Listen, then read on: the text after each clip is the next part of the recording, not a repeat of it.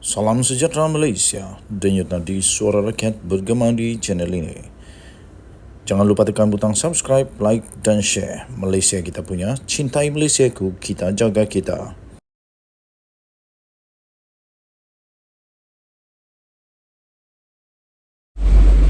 Salam sejahtera Malaysia, denyut nadi suara rakyat bergema di channel ini. Okey, desas-desus terlalu kuat tersebar sehingga menyebabkan ramai persepsi spekulasi bertebaran ke sana sini bak angin dayu-dayu yang berbau harum. Adakah bau harum? Sepatutnya kalau harum itu berwangi harum, bukan berbau harum. Tak apalah. Okey, tapi akhirnya ada berita mengenai siasatan SPRM, Daim Zainuddin dan seorang iaitu Halim Saad. Pertama kali kena sebut Halim Saad setelah lama banyak spekulasi kata itu kata ini, akhirnya Halim Saad pula namanya disebut. Bagi anda yang tahu siapa Halim Saad, sila komen di bawah. Siapa Halim Saad ni sebenarnya? Tapi di dalam desas-desus itu dilaporkan Daim Zainuddin dan Halim Saad terus mendiamkan diri, membungkam tanpa tentang siasatan daripada SPRM. Bekas Menteri Kanan iaitu Daim Zainuddin dan seorang ahli perniagaan Halim Saad nampaknya tidak menjawab sebarang soalan berhubung siasatan SPRM terhadap dakwaan penyelewengan dana awam bernilai lebih 2.3 bilion. Daim Zainuddin ini siapa dia ni ya? Kenapa dia boleh sampai terpalit? Bagaimana dia boleh sampai terpalit dengan spekulasi ini? Bagaimana nama dia pula dikaitkan dengan siasatan SPRM tentang dana 2.3 bilion ringgit Malaysia, dana awam yang dikatakan diseleweng? Malaysia kini telah menghubungi kedua-dua mereka selepas sumber peringkat tinggi dalam Suruhanjaya itu mengesahkan bahawa yang dipanggil oleh SPRM adalah Daim Zainuddin dan Halim telah dipanggil untuk membantu siasatan pada minggu lalu. Baru sekarang didedahkan siapa sebenarnya yang dipanggil oleh SPRM, yang dulunya hanya disebut sebagai Menteri Kanan. Tapi sekarang sudah disebut pun namanya Daim Zainuddin sebenarnya sudah dipanggil oleh SPRM bersama dengan Halim Saad. Mereka ialah Daim Zainuddin dan Halim Saad. Itu kata sumber ketika ditanya siapa sebenarnya bekas Menteri Kanan itu dan ahli perniagaan terkemuka yang dipanggil oleh SPRM itu. Wow, ramai orang menyangka itu si anu. Rupa-rupanya Daim Zainuddin. Kita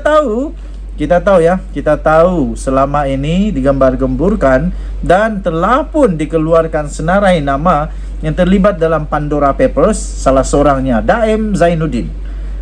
Bagaimana dia ada begitu banyak kekayaan luar biasa, sekarang barulah disiasat. Mungkinkah ini maksud kata daripada Perdana Menteri yang selama 26 tahun tak tersentuh, tak ada berani sentuh?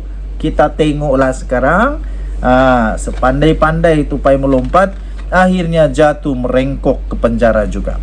Bagaimanapun sumber berkenaan enggan mendedahkan butiran lanjut kerana kes itu dianggap sensitif. Okey, harap-haraplah sensitif ini akhirnya akan terungkai. Okey, Malaysia kini telah menghubungi pejabat kedua-dua mereka untuk mendapatkan ulasan dan juga mengemukakan beberapa soalan atas permintaan pembantu pejabat Halim. Bagaimanapun, sehingga kini tiada sebarang maklum balas yang diberikan. Pada Jumaat lalu, Bernama telah melaporkan SPRM sedang menyiasat seorang bekas Menteri Kanan dan ahli perniagaan terkemuka bergelar Tan Sri atas dakwaan penyelewengan yang berlaku pada tahun 1990-an.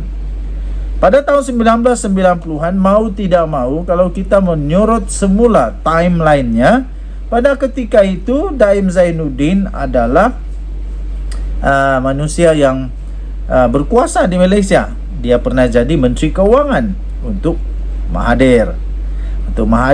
Jadi adakah ini juga akan terkait dengan nama Mahathir? Kita tak tahu.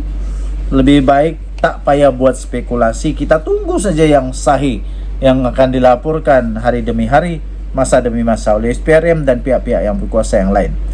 Semalam juga FMT telah tanpa menyebut nama telah melaporkan 2 orang dipanggil lagi untuk disoal siasat SPRM. Siasatan itu tertumpu kepada pengambil alihan saham yang melibatkan syarikat tersenarai awam yang didakwa menyebabkan kegawatan ekonomi Malaysia pada tahun 1990-an. SPRM dilaporkan turut meneliti pemilikan aset berharga oleh ahli perniagaan, bekas menteri, kanan dan keluarga masing-masing di Malaysia dan luar negara. Walaupun Malaysia kini tidak dapat mengesahkan dengan SPRM mengenai butiran berkaitan syarikat itu, berkemungkinan siasatan itu adalah mengenai pengambil alihan saham Renong Berhad. Saya ingat lagi tentang Renong Berhad ini. Renong Berhad oleh UAM pada November 1997. Masih Anwar Perdana Menteri waktu itu. Dia 97, saya rasa dia sudah dalam keadaan yang agak sedih. Kemudian 98 dipecat daripada UMNO. Pengambil alihan 723 juta saham bernilai 2.3 bilion itu dilaporkan telah menyebabkan indeks komposit KL menjunam sebanyak 20%. Huyo! Halim adalah pemegang saham yang mengawal Renong pada masa itu. Dia juga adalah pengerusi eksekutif syarikat pada ketika itu. Dia turut diberikan option oleh UEM pada Januari 1998 yang memberi hak kepada syarikat itu untuk menjual balik 32.6% saham Renong kembali kepadanya pada harga RM3.24 sesaham atau 3.2 bilion. Ia adalah harga ketika UEM memperoleh saham itu, yang mencetuskan bantahan dan tuduhan orang ramai bahawa Halim menggunakan UEM untuk menyelamatkan dirinya dan pemegang saham lain dengan menyokong harga saham Renong pada masa pasaran menjunam berikutan krisis kewangan Asia. Menurut laporan berita, SPRM sedang menyiasat seorang bekas menteri kanan itu kerana didakwa kononnya mendalangi pengambil alihan saham tersebut.